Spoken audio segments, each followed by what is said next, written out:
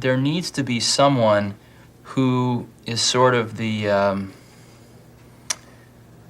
keeper and reiterator of the vision. Because there's just a ton of work to do. And a lot of times, you know, when you have to walk 1,000 miles and you take the first step, it looks like a long ways.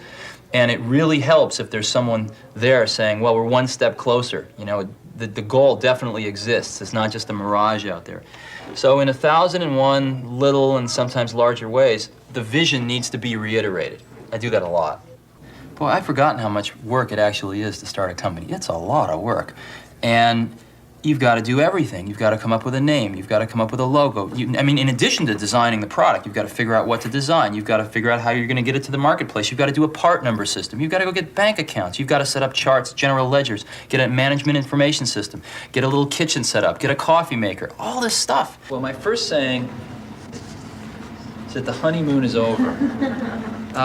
All of those wonderful things that we got for just being are now sort of just old news. We are like every other startup. We've been a company now for 6 months. And yes, you could say that, well, we had a lawsuit for 4 of those months and we had this and that. But the bottom line is the world doesn't really care. What the world cares about is what we produce. We've been a startup for 6 months. We've been spending money like we've been a startup for 6 months. And in some areas, we've really produced a lot. We've got a lot to show for 6 months in some areas. In other areas, we don't have a lot to show for 6 months. So I hope that throughout this retreat, we tend to make sure that our feet are on the ground and we realize that we're going to be judged like every other startup from here on out, and that is by what our product is and how timely we bring it to market. And getting a consensus on a common vision. We wanted people that were insanely great at what they did, but we're not necessarily those seasoned professionals, but who had at the tips of their fingers and in their passion the latest understanding of where technology was and what we could do with that technology, and who wanted to bring that to lots of people. So the neatest thing that happens is when you get a core group of 10 great people, it becomes self-policing as to who they let into that group. So I consider the most important job of someone like myself is recruiting. One of the things I've always found is that you've got to start with the customer experience and work backwards to the technology.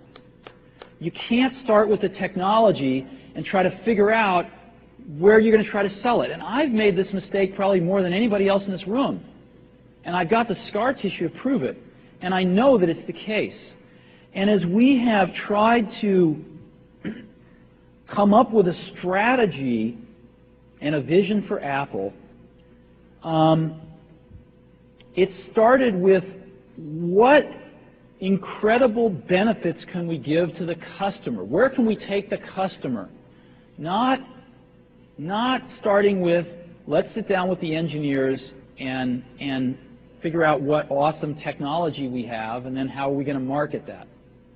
And I think that's the right path to take. You've got to find what you love. And that is as true for work as it is for your lovers. Your work is going to fill a large part of your life, and the only way to be truly satisfied is to do what you believe is great work.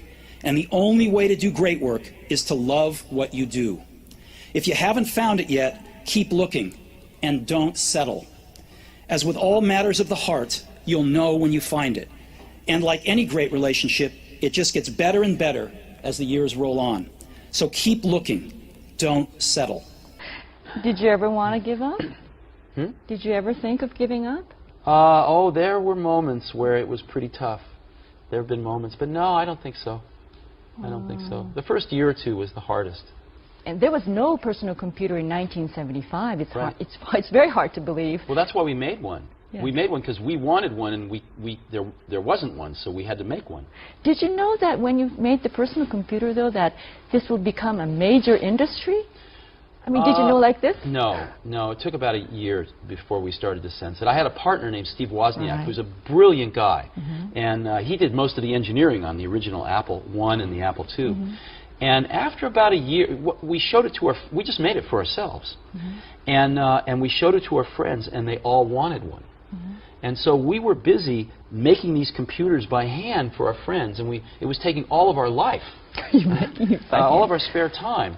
And so we decided we better manufacture 100 of these to get, so that we can not have to spend the rest of our lives making them for our friends. And that's how we got into this. We didn't think about starting a company. We were just doing it for ourselves, and then our friends, and then the circle got bigger and bigger and bigger. Now there's 25 million people. So you were having fun. Oh yeah, we've always had fun doing this. So many young people are aspiring to become, startup venture, venture companies and Right. emulate something like Apple for themselves.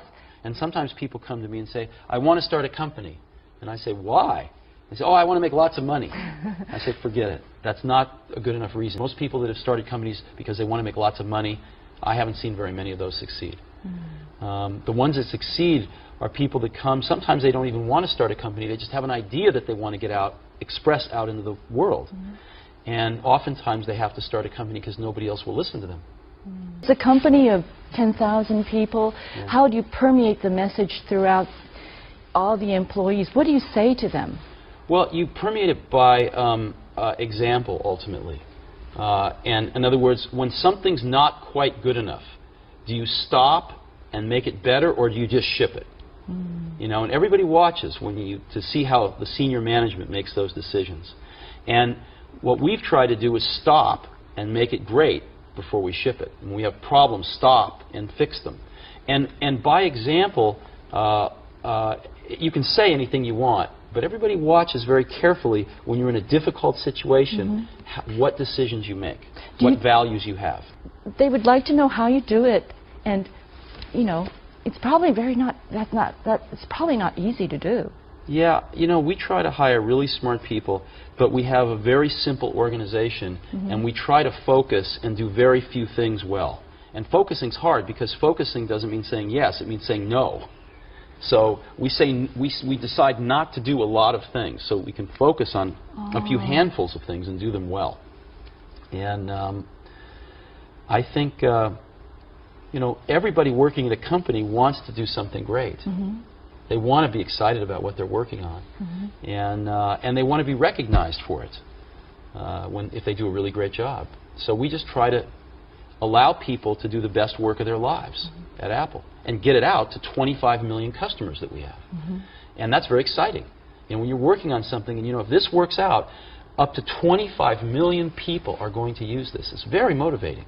And it's not just 25 million of our customers, but other companies tend to follow us. It takes them a few years, but other companies tend to copy what we do if it works. Right. And so we can influence the whole industry. How do you see yourself 10 years from now? My headlights are not that good. I don't know. I don't really think about it. I think about a year, 2, 3 down the road. We have some projects at Apple that are sort of maybe 4 years down the road, 5 years, probably like 3 or 4 at the most, because things change too much. You can be going down a path, you say, well, in 5 years I want to be here, but then something new happens, and you just say, forget that, I want to be over there. So most of this 5-year planning that I've seen in my life, some of it's essential, but most of it changes too quickly. So we tend to look 3, 4 years. It's about as far ahead as we can see. So you can kick yourself in the butt, but I guess now's the time to change. And one of the things I don't see is, I don't see it myself, I don't see it in enough of the rest of us, is I don't see that startup hustle. In other words, if we zoom out at the big picture, it would be a shame to have lost the war because we won a few battles. And I sort of feel like I and some of the rest of us are concentrating too much on the smaller battles. We have to keep and we're not keeping the war in perspective. And the war is called survival. The war is called not run out of money until we get our product on the market. Some insights and some fundamentally different experiences which I thought might be very beneficial to their lives because of this germ of an idea a few years ago. And that's an incredible feeling. To know that you had something to do with it, A, and B, to know it can be done. To know that you can plant something in the world and it'll grow and change the world ever so slightly. Whether Next can be a viable business is something only time will tell. But Steve Jobs' passionate commitment to his vision is clear, and his certainty that it can be achieved and is worth achieving is a conviction to be observed in all successful entrepreneurs.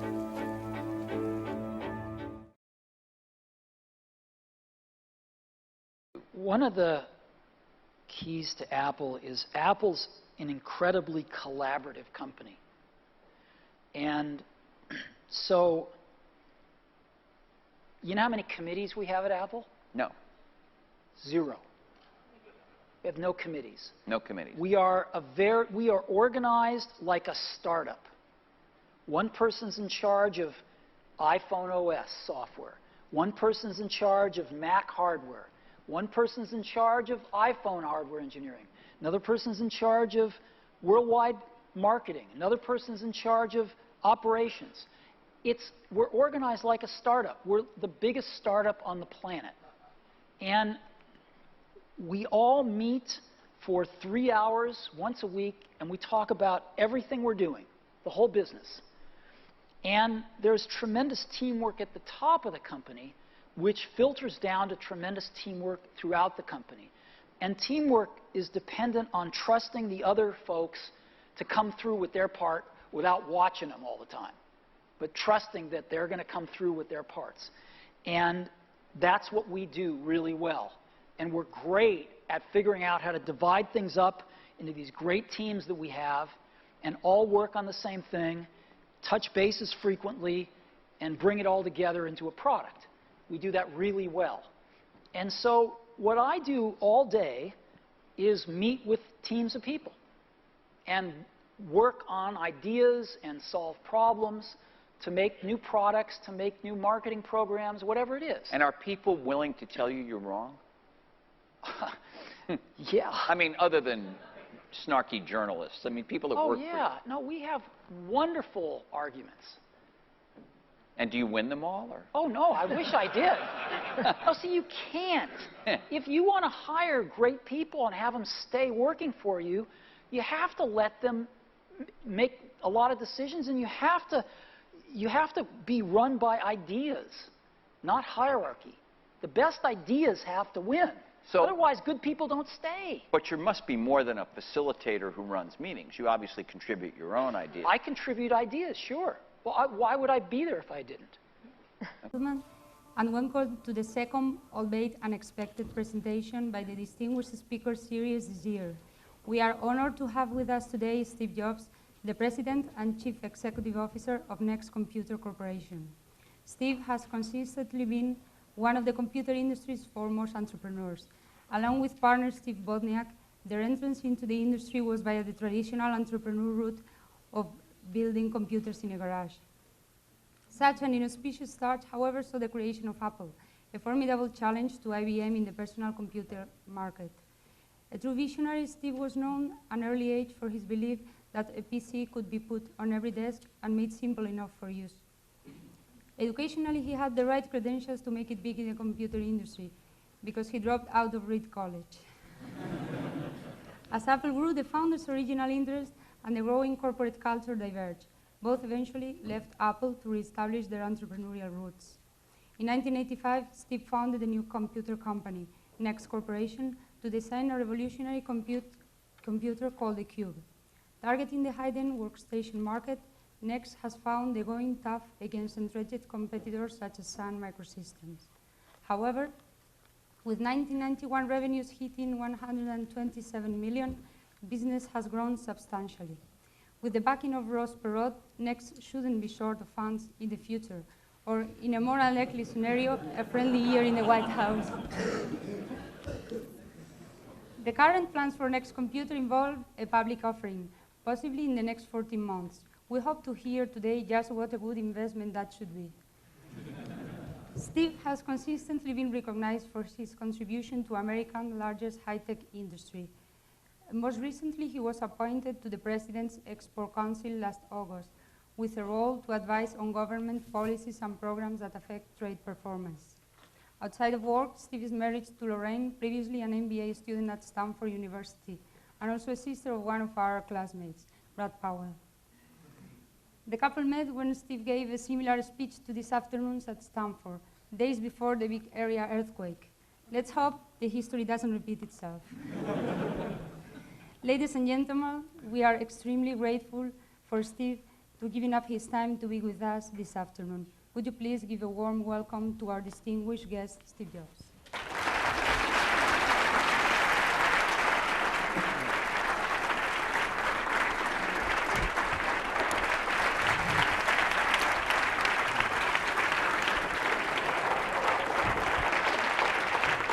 Thank you. Hi. I guess we get to spend an hour or so together today. And most of the time I wanted to spend just talking about what you want to talk and answering some questions. But I thought if you wanted, I'd take about 10 minutes or 15 minutes up front and tell you what we're doing at Next and why the world might need another computer company. Is that something, do you guys think about these things? Okay. I thought I'd tell you about some of our mistakes. Maybe that would be more useful.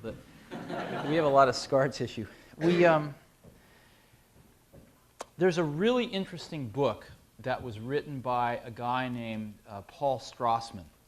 And Paul has one of the more interesting jobs on the planet. He's this chief information officer, CIO of a very large organization called the Pentagon. And they really understand software there. I had a conversation with him not too long ago, and he said the lesson from the Gulf War was that the best software will win the war. And so they're trying to do a lot of work in the software area. And, he wrote a book, though, before he got this job called The Business Value of Computers. And it's rather thick, and it's not good bedtime reading, but you can plow through it, and there's some incredible stuff in it. And he asked two questions in particular. One was he surveyed a bunch of companies from not very successful all the way up through really successful. And there's somebody taking notes here. And he asked how much they spent on information technology as a percentage of revenues. And he got a very counterintuitive answer, right? You'd think that either the really successful companies would either spend more or less than the not successful companies, depending on your theory.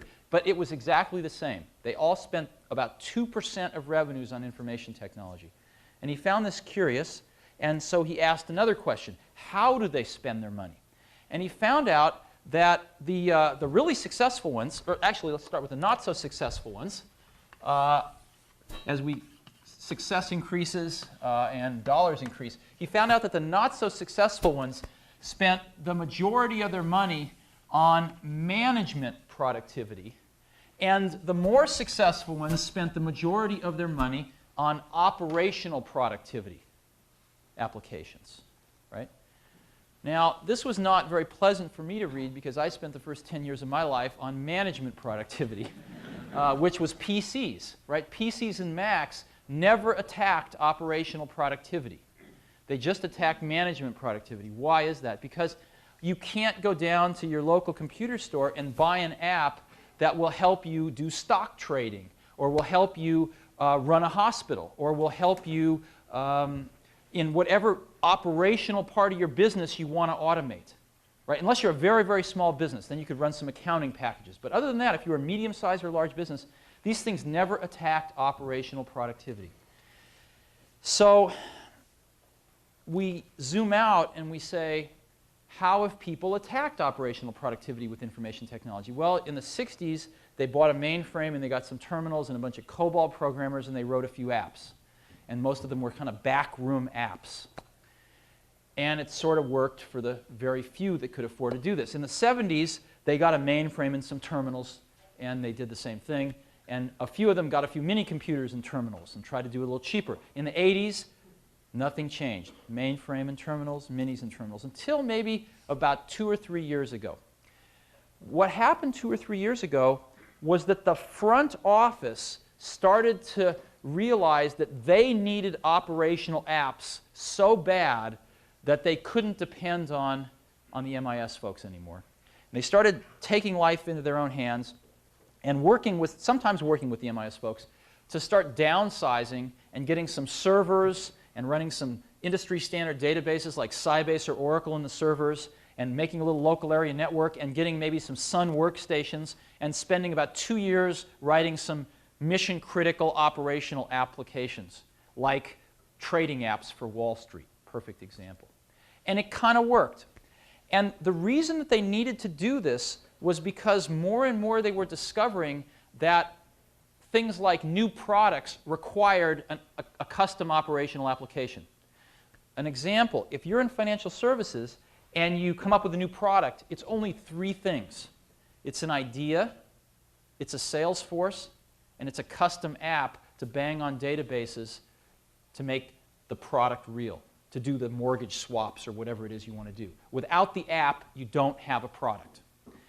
And so there's been an increasing buildup of demand from the front parts of corporations to create more and more and more of these operational applications. And I think it's going to get to the point where this becomes fairly clear that this is the next big revolution in desktop computing, is to create these, to attack the operational productivity, and as we start to re-engineer the way we do things, to automate a lot of this in custom applications. Sounds a little strange now to most people. Sounds like desktop publishing did in 1985. Nobody knew what it was. Everybody thought it was kind of a strange vertical thing over there. But my guess is it's pretty horizontal. And we're attacking vertical markets now that know they want this.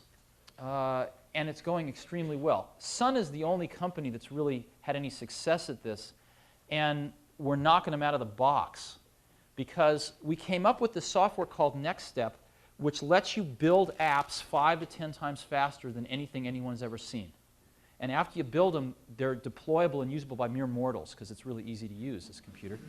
And you can interoperate your custom apps seamlessly with a bunch of off-the-shelf productivity apps. So we go to these companies that use Suns and take 2 years to write their apps, or are thinking about using Suns, and they can write their apps in about 90 days on a Next. Now, if you're on Wall Street and you can create a new product in 90 days versus your competitor in 2 years, that's 8 new products you can field for their every one. And you can start to see the competitive advantage that can be created this way. Now, we had no idea that we were any good at this when we started Next. A lot of times you don't know what your competitive advantage is when you launch a new product. Let me give you a historical example. When we created them, how many of you guys use Macs? Any of you? Good. How many of you have seen a Next? Oh, how many of you use a Next? Oh, that's not so bad. We'd like to change that ratio. We're on the right track anyway. When we did the Macintosh, we never anticipated desktop publishing when we created the Mac. Sounds funny, because that turned out to be the Mac's compelling advantage, right? The thing that it did, not 1.5 or 2 times better than everything else, but 4 or 5 times better than anything else, where you had to have one. We never anticipated it. We anticipated bitmap displays and laser printers, but we never thought about PageMaker or that whole industry really coming down to the desktop. Maybe we weren't smart enough. But we were smart enough to see it start to happen 9 to 12 months later. And we changed our entire marketing and business strategy to focus on desktop publishing. And it became the Trojan horse that eventually got the Mac into corporate America, where it could show its owners all the other wonderful things it could do. Likewise, when we created NextStep, this revolutionary object-oriented software that we have, our target customer, coming from the PC world, where shrink-wrapped apps were king, was Lotus and Adobe and WordPerfect and all the shrink-wrapped apps developers. And the purpose was to let them create their apps 5 to 10 times faster, these shrink-wrapped apps. And it worked. We have a ton of shrink-wrapped apps now, best of breed in almost every category. But it wasn't till early in '91, early last year, a little over a year ago, that some really big companies came to us and said, you don't understand what you've got. The same software that allows Lotus to create their apps 5 to 10 times faster is letting us build our in-house mission-critical apps 5 to 10 times faster. And this is the biggest problem we've had.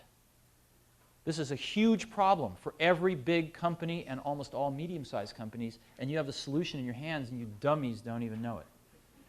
And it took them about 3 months before we finally heard it. And in last summer, we changed our whole sales and marketing strategy around to focus on that, and it's taken off like a rocket. And we grew about 4x last year and probably grow about 2x this year. And our customer list is now very, very strong and growing like crazy. We just got back from spending a few days in D.C. and in New York, and we're talking to customers we only dreamed of talking to a year ago. So that's what we do. And our arch enemy, Sun, they want to kill us, which is good. They should try to do that as soon as possible, because the sooner they do it, the cheaper it will be for them. But they won't. I think it's gone past the point where it's possible. And they can't, the greatest thing is hardware churns every 18 months. It's pretty impossible to get a sustainable competitive advantage from hardware.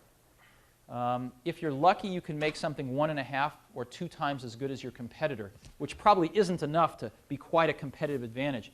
And it only lasts for 6 months. But software seems to take a lot longer for people to catch up with. I watched Microsoft take 8 or 9 years to catch up with the Mac, and it's arguable whether they've even caught up.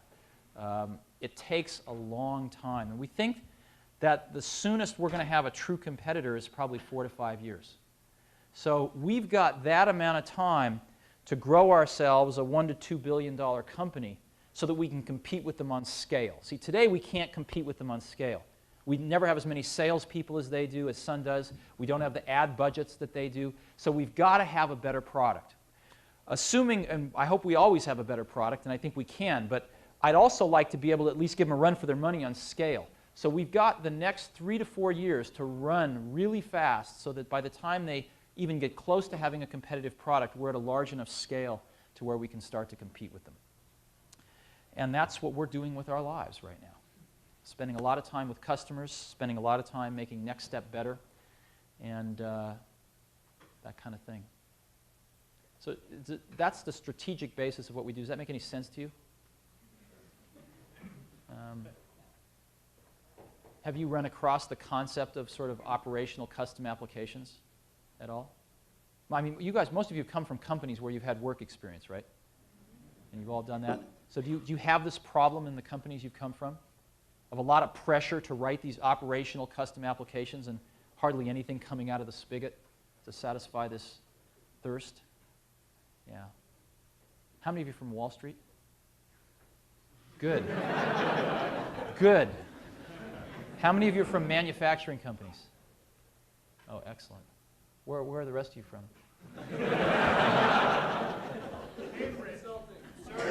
Oh, how many from consulting? Oh, that's bad. Yeah. A mind is too important to waste. You should do something.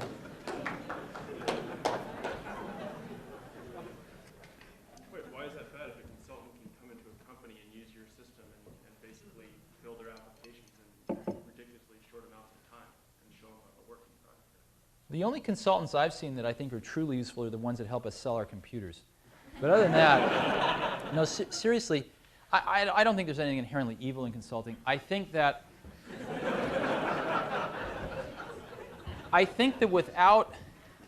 without owning something over an extended period of time, like a few years, where one has a chance to take responsibility for one's recommendations, where one has to see one's recommendations through all action stages and accumulate scar tissue for the mistakes and pick oneself up off the ground and dust oneself off, one learns a fraction of what one can. You're coming in and making recommendations and not owning the results, not owning the implementation, I think is a fraction of the value and a fraction of the opportunity to learn and get better. And so what you do get a broad cut at companies, but it's very thin. It's like a picture of a, I'm a vegetarian, so I won't use steak, but it's like a picture of a banana. You might get a very accurate picture, but it's only two-dimensional. And without the experience of actually doing it, you never get three-dimensional. So you might have a lot of pictures on your walls. You can show it off to your friends. You can say, look, I've worked in bananas, I've worked in peaches, I've worked in grapes, but you never really taste it. And I think that's what I think.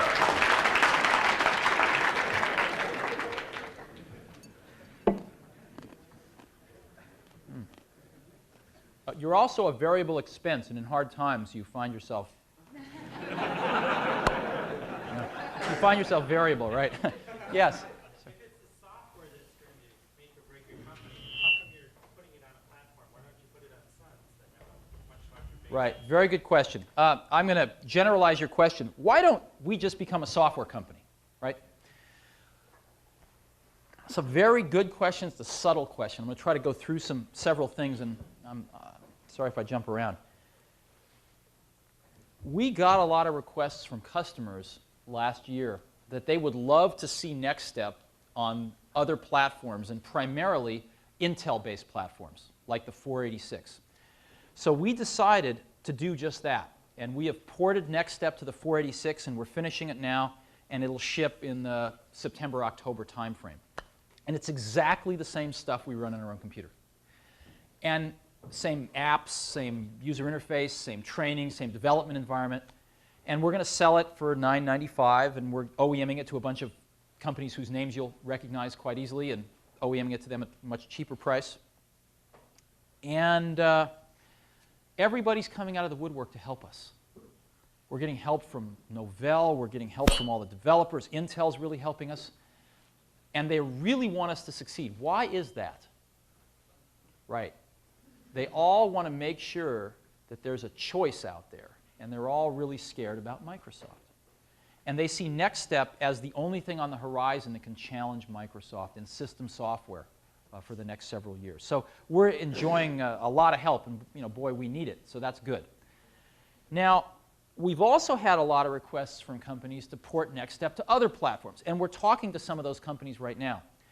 Now, we got a lot of requests from Sun customers to port NextStep to Suns. A lot of them are saying, look, we may not want to buy them anymore, but we already bought 500 and we don't want to throw them in the bay. So can we put your software on them? Because Sun's falling behind in software.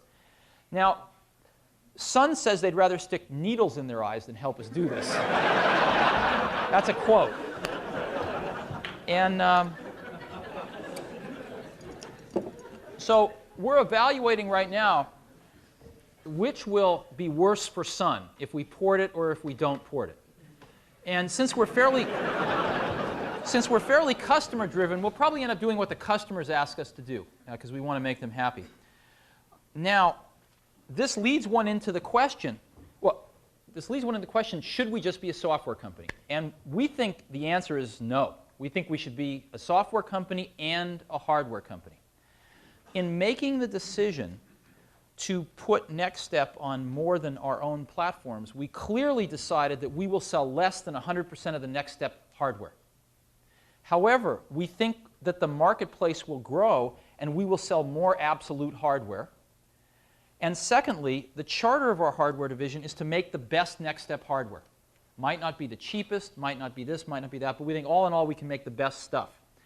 And I would love it nothing better than if someday we only sold 20 or 25% of the NextStep hardware. But I still think that's a billion-dollar-plus hardware business. And I'll get into one other hardware-related reason in a minute.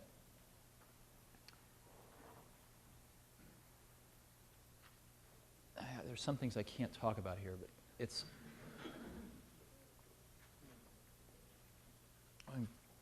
In addition to that, if you look at how we sell our computers right now, we have a sales force in the US of about 130 professionals in the field out selling Next computers. They spend 90% of their time selling NextStep software, and then 10% of their time selling the hardware. In other words, if they can get the customer to buy into NextStep, then they're going to sell the hardware, because right now we have the only hardware it runs on. So they are out there selling NextStep right now. And this is what is required to launch a new innovative product. The current distribution channels for the computer industry over the last several years have lost their ability to create demand. They can fulfill demand, but they can't create it. If a new product comes out, you're lucky if you can find somebody at the computer store that even knows how to demo it, right? So the more innovative the product is, the more revolutionary it is, and not just an incremental improvement, the more you're stuck, because the existing channel's only fulfilling demand. Matter of fact, it's getting so bad that it's getting wiped out, because there are more efficient channels to fulfill demand, like the telephone and Federal Express. So we're seeing that the channel become condensed on its way to, I think, just telebusiness. So how does one bring innovation to the marketplace? We believe the only way we know how to do it right now is with a direct sales force out there in front of customers, showing them the products in the environment of their own problems and discussing how those problems can be mated with these solutions. A software-only company could never afford to field a direct sales force. With average selling prices of $500 a software package, you could never afford 130 professionals in the field. With an average selling price of $5,000, you can. And that's why I don't think we're going to see any more system software companies succeed. I don't think it's possible to fund the effort to educate the market about a revolutionary product with ASPs that low. And if it's not a revolutionary product, I don't think the company can succeed. So our strategy has been that we've got to be a hardware company in order to make our software business succeed. And we think we can do really well at both of them. I know that's a long answer, but it's a complex problem, too. Yeah. Yes? You mentioned about the software companies not having a revolutionary product in the pipeline. IBM and Apple have Taligent supposedly up and running. And your ads are pretty straightforward on how you feel about it. But I wondered if you could give us your true feelings of Taligent and also Kaleido. Sure. If you ask us who our competitors are, we'll say really three things. One is Sun Solaris software, the other is Microsoft, and the third is Taligent. Let's take them in that order. Sun, for a while, had a software value added because they had the best Unix in the marketplace, but the market's moved way beyond that, and unfortunately Sun hasn't. So their software is falling further and further behind, and while we take them very seriously, we don't think Solaris is going to be much competition. It's not, doesn't have an object in it, and it's pretty much what they have today. Microsoft is doing NT, which is their sort of second attempt at a Unix wannabe. And that's great, and I think it'll be better than the last one, which was OS/2. But fundamentally, it's just an operating system. It's better plumbing for Windows. It's a good way of thinking of it. Unfortunately, you've still stuck with Windows in all of its glory, including the worst development environment that's ever been invented. And so we don't think that this is really going to present a challenge to what we're going after, which are these mission-critical custom apps, because the development environment is horrendous, it's not object-oriented, and even with the better plumbing, we think it will be widely rejected for what we do. In terms of Taligent, Taligent represents the first true competitor that we could have.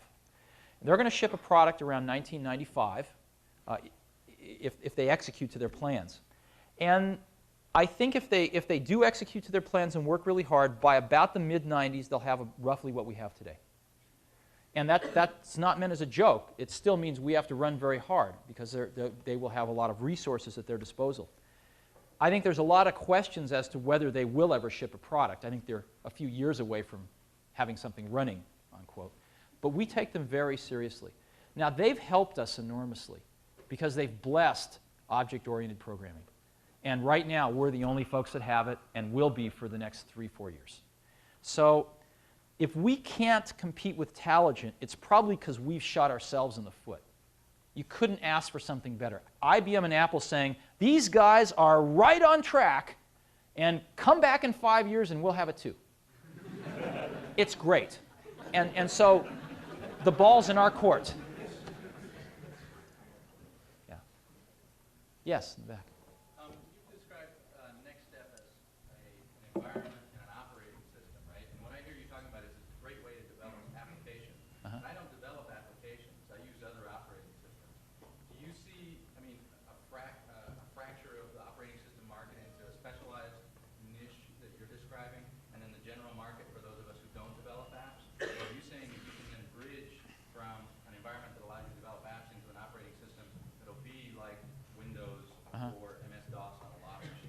Well, let's get our terminology straight. We look at NextStep as an operating environment, much more than an operating system.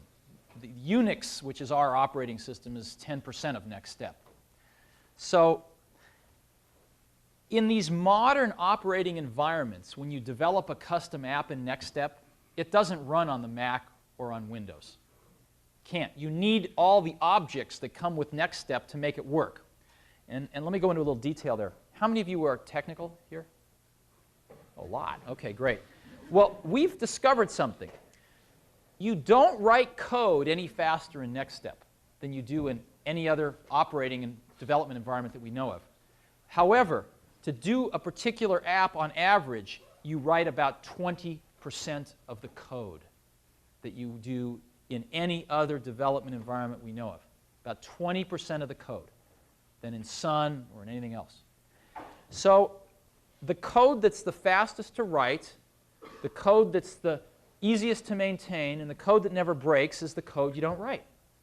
So that's our strategy. Write a lot less code. And one of the ways, the way we do this is we enable the developer to use a lot of objects that others have written. We ship 6 years' worth of objects with NextStep. You can create your own objects for your own company and then reuse them around your developers. And there's now independent third-party companies not selling system software, not selling applications, but selling objects. There's about not quite 10 of them, and it's starting. And I think it's going to be a very big thing. So in order to deliver these apps that are created on NextStep, you have to have NextStep so they can run on top and take advantage of this rich community of objects. And that's why we're porting NextStep to the 486. That's why you'll see NextStep running on several hardware platforms. And will there be a fracturing, if you will? Sure. To some extent there will, and I tend to look at it as a transition. Was there a fracturing when Mac came out? Yes. And there's been more of a transition as people either move to Mac or, in the case of Windows, adopt what's good about the Mac. Same thing's going to happen here.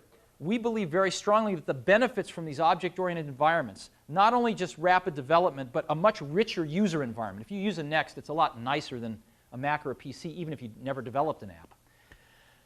Other environments will absorb some of those breakthroughs, and more people will use NextStep. And things will tend to balance themselves out over time. But there will be a transition. And our goal is to make sure we're part of it. Yeah? You spoke earlier that your competitive advantage you felt lied in the fact that these companies today were needing development in kind of the operational basis as opposed to the management side. Many companies, though, or some perhaps, outsource their development. How does this change your business strategy? Mm-hmm. Good question. If our business strategy says that we do a lot of things well, but the tip of our arrow, or our Trojan horse, which is getting us into these large and medium-sized accounts, is our custom application development ability, then our growth is going to be paced, among other things, by the development community available to these companies to develop these apps, right? Now, even though we have shrunk the development time down to a fraction of what it was, still, without developers out there, we're not going to win. Fortunately, most companies have really increased the staffs of good people in their IS departments dramatically in the last several years, last 4 or 5 years. There's now really bright people who know something about computer science in IS departments. And most of the industries we talk to, whether they're healthcare, financial services, even law enforcement, places like that, have on-site developers in their IS teams. If not, there's starting to become a lot of VARs and people out there that we're using in LA or in New York, where I just was. We probably have about 10 independent third-party companies helping parts of Wall Street develop things. So I think that's not going to be a stumbling block. My personal opinion is the number of people in applications development is shrinking. It exploded in the 80s with PCs, but now that industry is consolidating. It's consolidating down to very few companies, and there's a lot of excess people out there that I think are starting to get channeled into some of these other areas. So far it hasn't been a problem, but if you want to do that, please call us and tell us, because we always need more. So, what are you guys all going to do when you get out of here? Are you going to go back to your companies? Is that? How many are you going to go back? How many aren't going to go back? Huh. What are you going to do?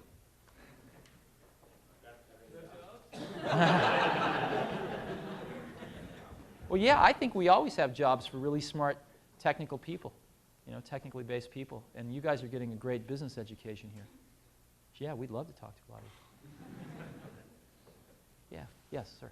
I hope I'm not stepping on any toes here, but go ahead. What do you think Apple would be had you not left it? And specifically, could it have come out with something as revolutionary as the Big Machine? Well, these are deep questions.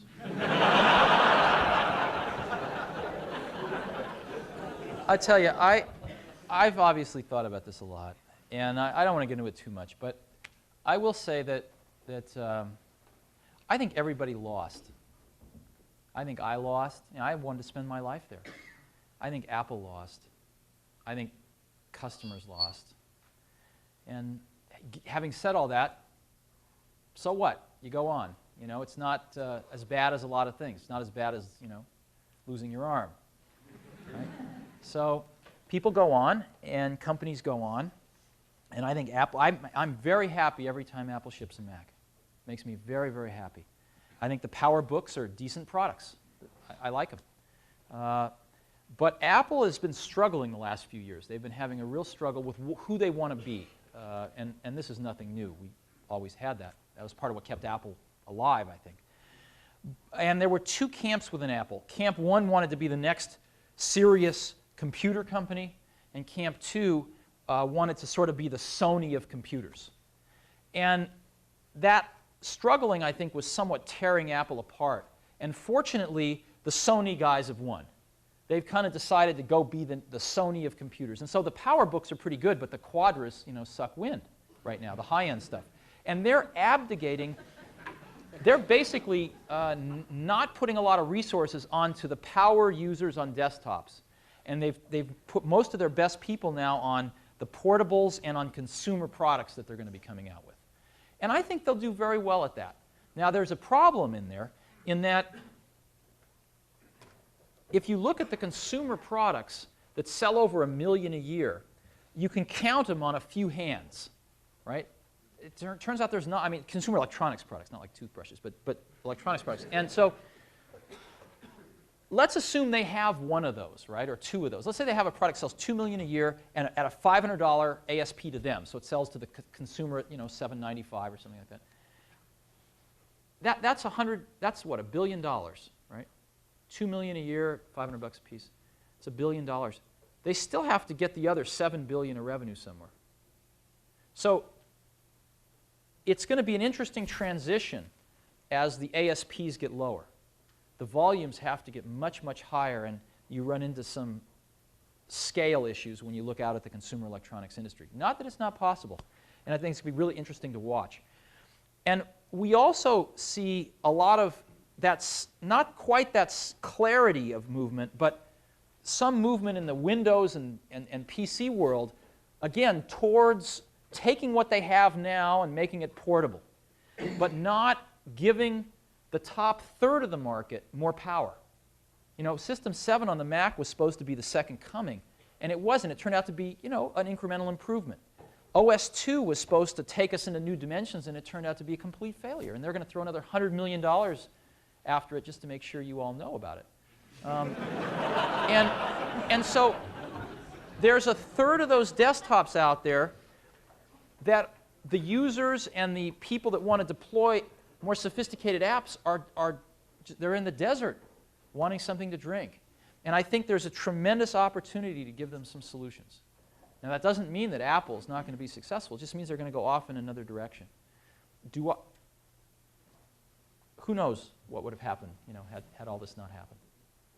So, yes, up in the corner. You've talked a lot about Next products. I wonder if you could talk about the management at Next, and if you see it changing at all as you hope go from a $120 million company to a $1 billion company. Sure. Yeah, we've done a lot in the last year. The most significant things we did were, one, we hired this guy right here, Mike Slade, is our VP of Marketing. He spent, you can stand up.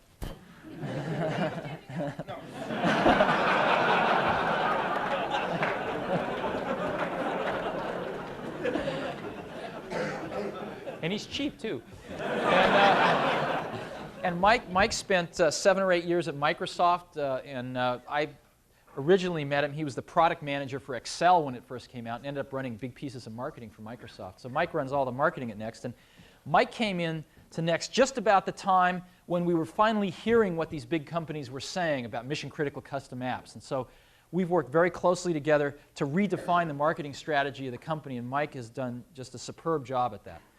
The second big thing we did was about 3 months ago, a little over 3 months ago, we consolidated our hardware, design engineering, our manufacturing, our worldwide distribution, and hardware service all into one chunk called the hardware division. So from cradle to grave, they have hardware responsibility, and we're in the process of forming the software division right now, so that we're all still under the same roof, but we have clarity about the fact that we've got to make 2 businesses successful. The third thing that we did was, and we have a really great person running that, Rich Page, who's one of the founders of Next. He's doing a great job running that. We hired a new CFO recently, Marcel Ghani. He's from Intel, spent 12 years at Intel doing some pretty interesting jobs. He ran all of finance for Europe. He ran all of internal audit for the board. He ran all of manufacturing, planning and scheduling for a while and things like that. He's a pretty good guy. Went to Cyprus for a year and a half and then came to Next, and he's great. And then recently, as a matter of fact, about last week, I hired a chief operating officer, a guy named Peter Van Kuylenburg.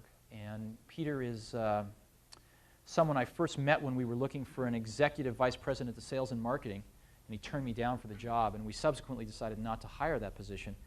And I've been chasing him for the last year and a half almost. He's really good. He spent a lot of time at TI, has run Europe, and about 3 years ago went to a company called Mercury Communications in England. They're the MCI of the UK, and turned that company around to about $2 billion, and then was promoted to run half of Cable and Wireless, or half of Mercury's parent company, Cable and Wireless, and was running there about $6 billion. And he went there when he thought that communications and computing were going to kind of come together, but never happened. And he figured out that his real love is in the computer business. He's very, very good operationally. So that's just happened last week. It seems like all the good people I really want to hire, it seems to take me a year to hire them. And it's always been that way, even at Apple. Some of the best technical people or whoever, it always seemed to take me like a year to pry them out of HP or wherever. And took me over a year to hire. I think Mike has the award. You're about a year and a half. And they're all worth it. What happens is I usually meet somebody that is really good, I think is very, very good, and you can't get them, and then you go try to find other people, and nobody measures up. You know, when you meet somebody that good, you always compare them to this one person. You know you're going to be settling for second best if you compromise. And I've always found it best not to compromise and just keep chipping away. So I think we're doing quite a bit. Feels like we're running the company a lot better now than we ever have. We've definitely made our share of mistakes. Yeah. What technological advances do you see coming over the next 5 to 10 years, and how is Next Step structured to take advantage of it? I'll give you a global answer, then we can descend into some details. I believe that you can use the concept of technology windows opening, you know, and then eventually closing. And what I mean by that is enough technology, usually from fairly diverse places, comes together and makes something that's a quantum leap forward possible. And it doesn't come out of nowhere. If you poke around the labs and you hang around, you know, the Media Lab here at MIT and other places, you can kind of get a feel for some of those things. And usually they're not quite possible, but all of a sudden you start to sense things coming together and the planets lining up to where this is now possible, or barely possible. And a window opens up. And it usually takes around, my experience anyway, in my life has been, it takes around 5 years to create a commercial product that takes advantage of that technical window opening up. Sometimes you start before the window's quite open and you can't get through it, and you push it up and you push it up. Sometimes it just takes a lot of work. Took that long, with the Apple II, took that long with the Mac, took a Lisa along the way, $100 million. It takes a while. It's a lot expensive to push those windows open. And in our case, our first product failed. We came out with this Cube, and we sold 10,000 of them. Why? Because we weren't quite there yet, and we made some mistakes along the way, and we had to course correct. Macintosh was a course correction off the Lisa. So with Apple II and III, we did it in reverse. But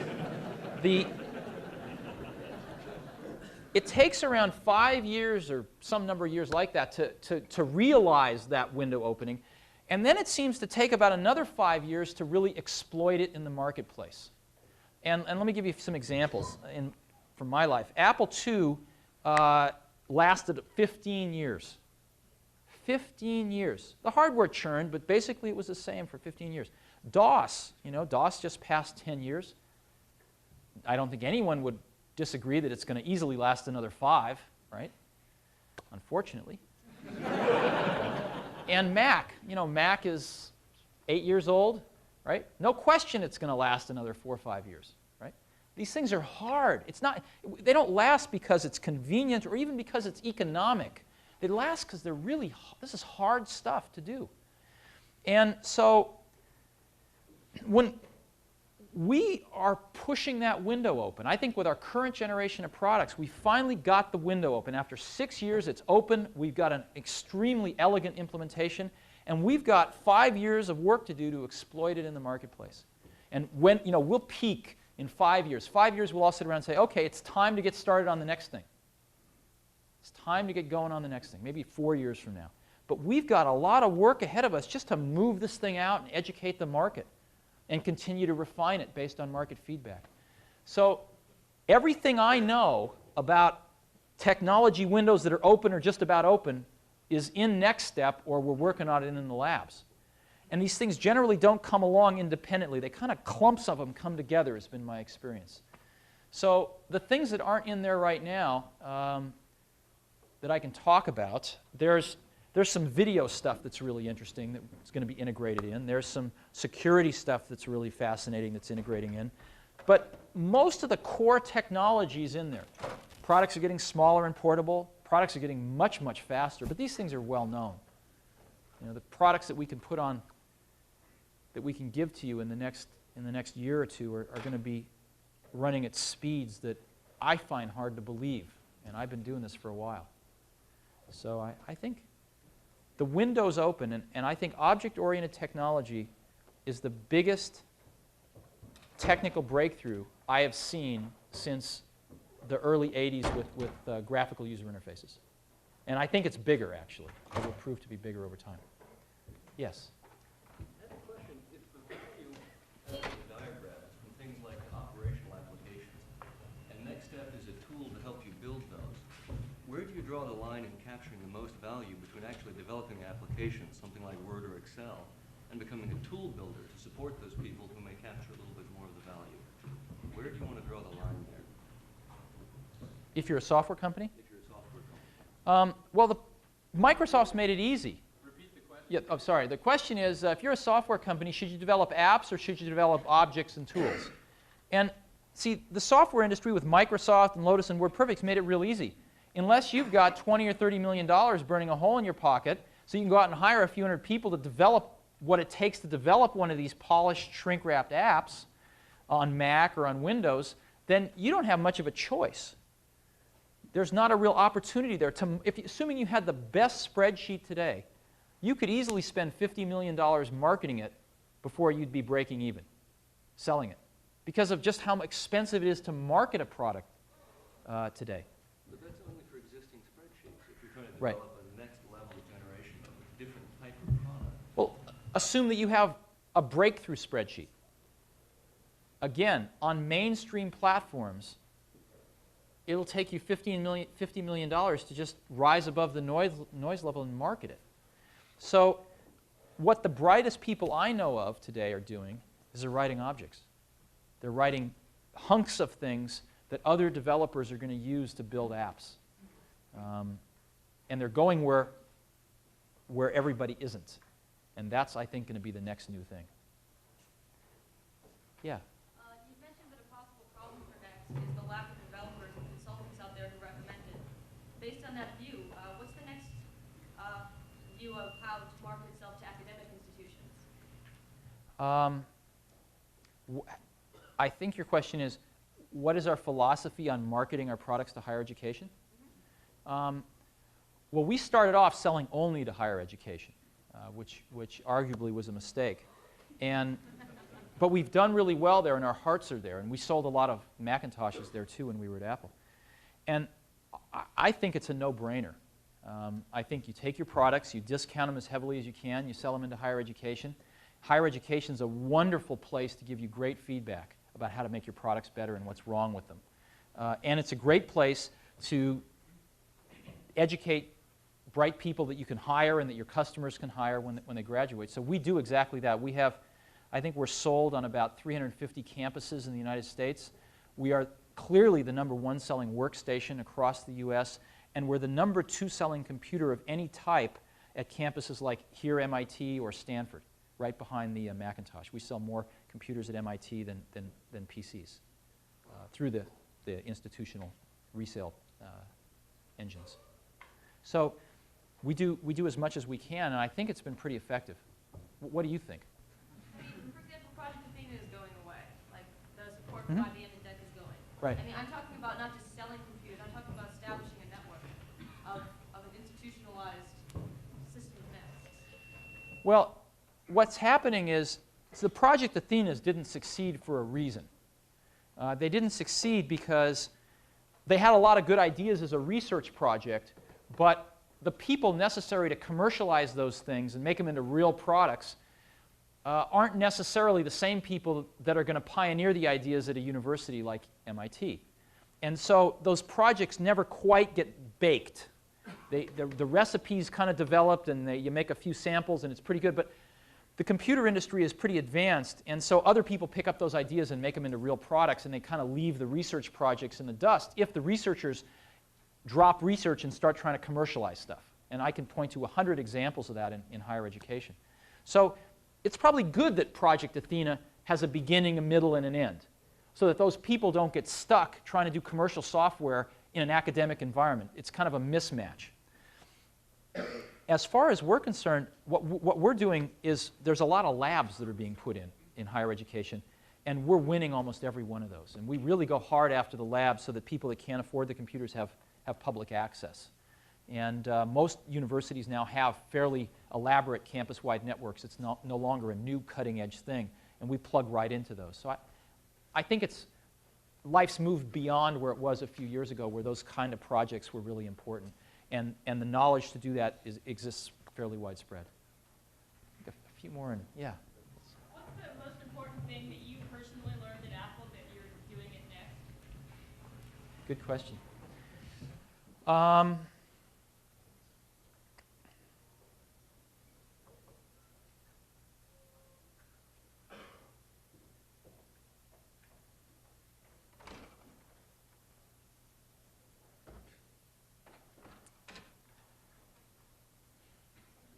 I'm not sure I learned this when I was at Apple, but I learned it based on the data when I was at Apple. And that is, I now take a longer-term view on people. In other words, when I see something not being done right, my first reaction isn't to go fix it. It's to say, we're building a team here, and we're going to do great stuff for the next decade, not just the next year. And so what do I need to do to help so that the person that's screwing up learns versus how do I fix the problem? And that's painful sometimes. And I still have that first instinct to go fix the problem. But that's taking a longer-term view on people is probably the biggest thing that's changed. And then I don't know, that's, maybe the part that's biological. But yes? To follow up on that question, I want to ask you about the management style and specifically how do you resolve conflict within your organization? What's our management style? How do we resolve conflict?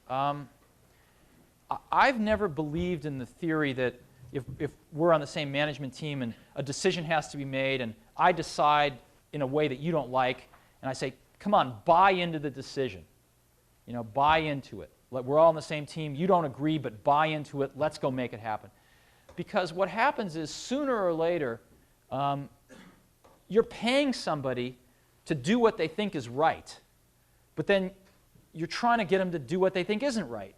And sooner or later it outs, and you end up having that conflict. So I've always felt that the best way is to get everybody in a room and talk it through until you agree. Now, that's not everybody in the company, but that's everybody that's really involved in that decision that needs to execute it. And so that's how we try to run Next. The way we run Next is we have a team at the top we call the policy team. There's 8 people.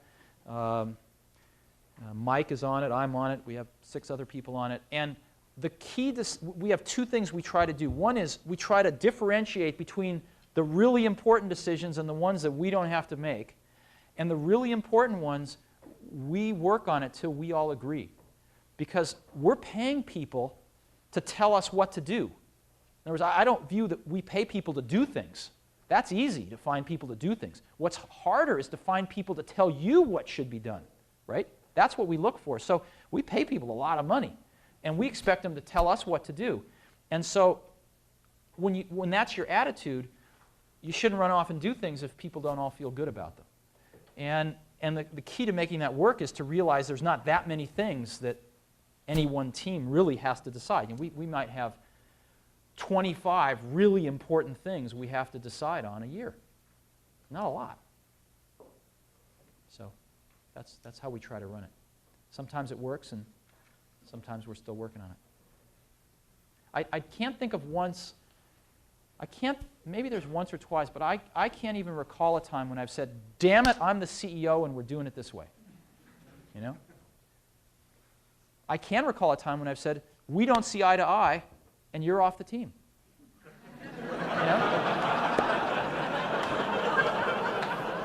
I've had to say that once or twice over a prolonged period of time when a person has not wanted to go in the same direction we've wanted to go in as a team. It's my job every once in a while to say, hey, you want to go this way? We want to go this way. It's not working. So, but when people are on the team, then we work it out. Yeah? You've kind of chosen this direction, this niche towards the premium product, versus you've discussed Macintosh going into portability and a lot of this portability issue. Do you think portability is exclusive? Can you do that and still do some of the market-driven type stuff as well?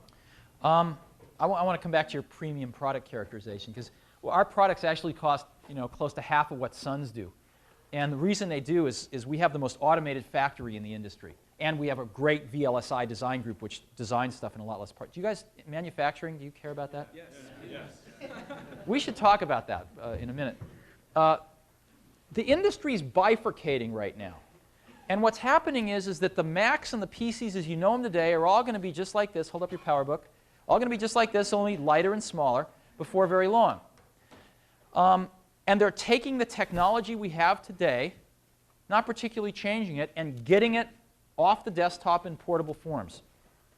And they're giving up a few things for that, but nothing terribly profound. However, we're getting all sorts of signals from certain parts of the markets that they want things that are the enemy of that, right? Well, what are they? Well, speed. Speed is the enemy of portability because speed takes power, right? So the kind of speed that our customers want, it would run for 3.5 minutes on batteries. And that's useless. The second thing they want is they want a lot more storage on their disk drives and a lot more memory. Again, the enemy of portability for power and size reasons. Another thing they want is really high-speed networking, right? The radio LANs on these things, at best, are going to go 19.2 kilobits per second. Our customers want 100 megabits per second and higher. You're not going to do that with a radio LAN anytime in the next 5 years. Another thing our customers want is our mix has shifted to like 80% color, and they want true color to do photographs. There is no flat panel color display today that will do photographic quality color. And they want big ones because once you have multitasking and you can run a bunch of things at once, you need a bigger window into this electronic world.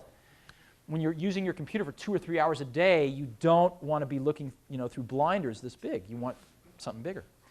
So these are all the enemy of that today. And we're working on smaller products for sure, but it's really tough to get both. And we're optimizing for the power because we see a giant hole there for running these mission-critical custom apps, and what people are doing needs more power. So that's what we're optimizing for. But let's talk about manufacturing. How many of you have a manufacturing background? Oh, that's great. I love manufacturing. And what kinds of things? What kinds of companies? You have pharmaceuticals? Any auto people here? Auto? Electronics? Which? TI? Uh-huh. Motorola? Is it true you're saying you're manufacturing overseas? Or just, I heard that rumor too. No, it couldn't be further from the truth. We love manufacturing at Next. And when I was at Apple, I had the good fortune to lead the effort to build the Mac factory. And we designed and built and operated that factory. And it was a real breakthrough. It was the best factory in the industry till we built the one at Next. And we made a lot of mistakes, though. As an example, I remember walking through it. One of the things you learn when you start building factories is that warehouses are really bad, right? Warehouses are bad because you tend to put things in them. And inventory is really bad. Inventory is really bad because if it's defective, you don't find out about it for a while, and you don't close the quality feedback loop with the vendor and correct the problem until they've made a zillion of them. What you want to do is find the problem, the first one that comes in the door, and stop them from making more until you fix the problem. So warehouses also cost money because you put all the stuff in them, and the stuff you have to go borrow money from the bank or use money that could be used in a more productive purpose. So warehouses are bad. And you want to go to JIT. I'm sure you've studied this all and studied examples. I was walking through the Mac factory one day, and the two biggest pieces of automation we put in were a giant small parts storage and retrieval system with these totes that ran around. And the second one was this giant burn-in system at the end. And a few tens of millions of dollars worth of equipment. And I realized, unfortunately too late, that both of them are warehouses. They're just high-tech warehouses, right? And so when we looked at Next, we said, no warehouses of any kind. We have a true JIT factory. Stuff comes in and is delivered right to the point of use on the factory floor. There is no warehouse. Deliveries are made daily, sometimes more frequently than that. There is no outgoing warehouse. Everything is visible. And the reason that we were able to do a lot of what we've done is because we looked at let me give you an example. When we were learning about manufacturing at Mac, we hired a Stanford Business School professor at the time named Stephen Wheelwright, who Harvard's since stolen away, I think. And he did a neat thing. He drew on the board a little chart. First time I met him, he said, you can view all companies from a manufacturing perspective this way. You can say there's 5 stages. 1, 2, 3, 4, 5, right? They all have these things. And stage 1 is companies that view manufacturing as a necessary evil. They wish they didn't have to do it, but damn it, they do. And all the way up through stage 5, which is companies that view manufacturing as a competitive opportunity for competitive advantage, right? We can get better time to market and get new products out faster. We can get lower costs. We can get higher quality. And in general, you can sort of put the American flag here and right? Put the Japanese flag here. And that's changing, however. That's changing. And it's changing because people like you are going into manufacturing. Companies are starting to realize that we were great at this one time, and then we took it for granted. And people are starting to pay good salaries now and get good people. And so we want to be one of these, and we try very hard. By the way, just going back to software for a minute, I often apply the scale to computer companies and how they look at software. See, I think most computer companies are stage 1. They wish software had never been invented.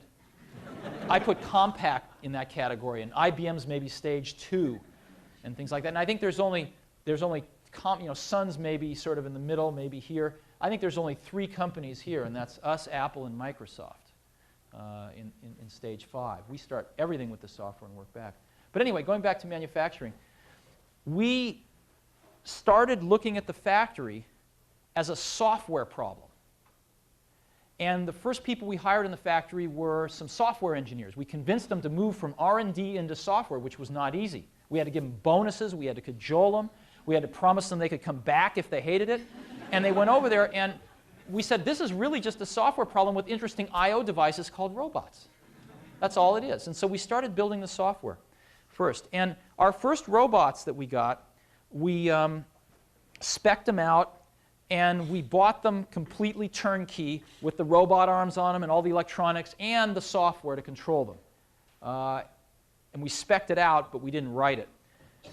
And they worked okay. Some of them are still in use, but they weren't great. And being software folks, we weren't real happy. They weren't elegant. We couldn't do what we wanted with the robots. We couldn't tie in a quality information system to them and all this other stuff we wanted. So the second generation, we spec'd out the hardware and had somebody build the hardware for us, but we wrote all the software on our own computers. We're object-oriented, so we started writing robot objects, quality objects, all sorts of objects to control this factory. And we found out our computer was great for it. And so our whole factory now runs on this object-oriented factory and quality system. The latest generation of robots, which we've deployed this year, we actually built the hardware. I've been to Japan maybe a lot of times, maybe 30, 40 times. And I love to tour factories over there. And they always amaze me because they built everything themselves. They weren't afraid of anything. They needed a robot. They'd try to buy one, but if they couldn't, they'd actually engineer it and build it. And you'd think this was really expensive. But we found out it's pretty cheap. It's actually cheaper than buying them. And so we've actually now designed and spec'd out our own robots. We don't mill the metal or anything. We get that all made. We put them all together. And we do the software top to bottom. And we have now some extraordinarily advanced robots in the factory. And our computers are built start to finish on the key components completely untouched by human hands. So we're pretty convinced we're the low-cost producer. We do it in Fremont, California, right under our nose. And we export them to Japan and all sorts of other places. And Canon is our partner in Japan, and they do very, very thorough quality audits. And we're now at the point where we're directly shipped to stock with them, and they say we're a very high-quality supplier. So how do your lines tie in with your research, your development team? Because at one point I heard that they could actually change the line on their own computers. Yeah, they can. Well, we don't give everybody permission to do that, but yes, they can. Here's how it works. One of the things we do is we actually, when we want to build an engineering prototype, see, what happens in one of the key things that manufacturing can contribute to competitive advantage is time to market. Why is that? Because the way most things work is you design your product here, and after you're done, you throw it over the wall and you design your manufacturing process here, right? Sorting out a bunch of things that maybe weren't done right here, fixing them, changing them, and then completing the process design. What you want to do is do this and ship it right here while your competitors are still here. And that's what we've been able to do in many cases. What we do is we suck data out of our CAD systems in engineering. We zing them around over the local networks over a T1 to Fremont. The factory's about 15 minutes away. And in our own computers, we compute all of the robot placement programs, fully optimized path. We compute all the vision system programs. We check it against the bill of materials in the IS system. And we download it to the robots, and we're ready to build a board, lot size of 1, in between 2 production CPU boards on the line. Full surface mount with all of our automation technology. Now, the key is that manufacturing did that so well for engineering that we haven't built a prototype in engineering for 2 years. We haven't built a wire wrap or any other kind of prototype in engineering for 2 years. Everything has been built in the factory. Now, what does that mean? What that means is Manufacturing gets involved from day one, right?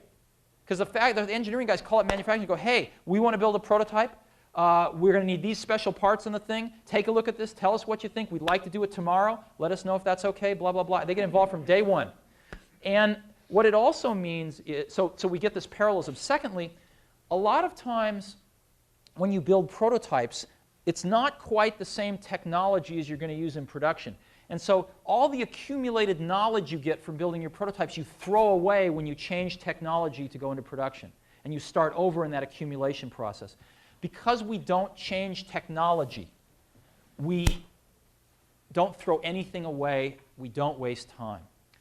And it's led to one of the healthiest relationships between an engineering and manufacturing group I've ever seen in my life. They're all working off the same databases, they're all working on the same processes, they're all working in a very disciplined process environment to where when any processes are changed, they all get together and review the proposals and all buy into it. And it's not that hard. The key to it all, though, was we didn't go out and hire a bunch of manufacturing people.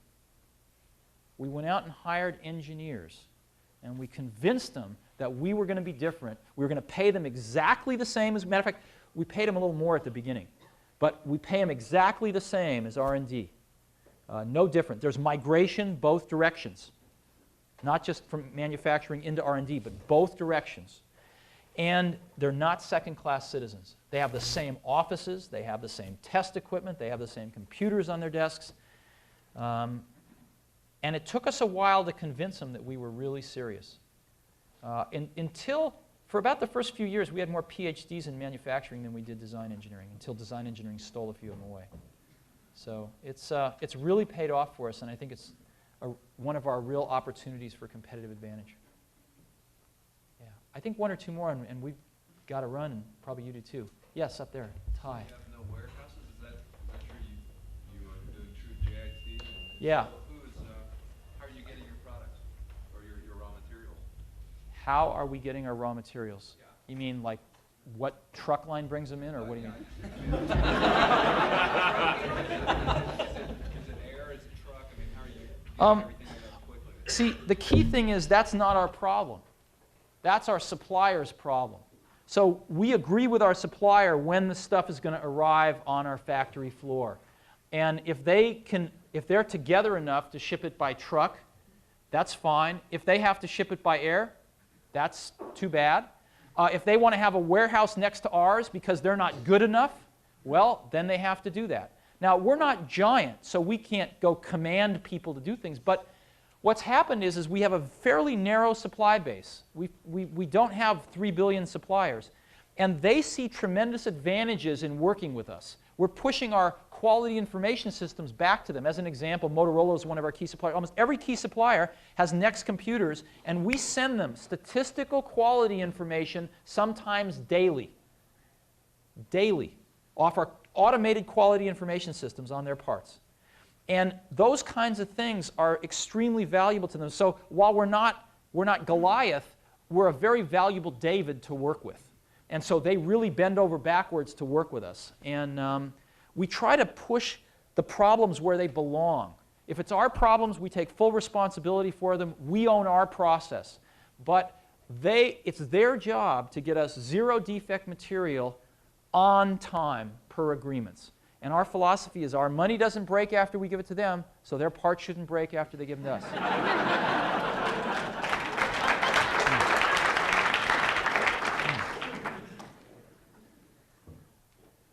Yeah.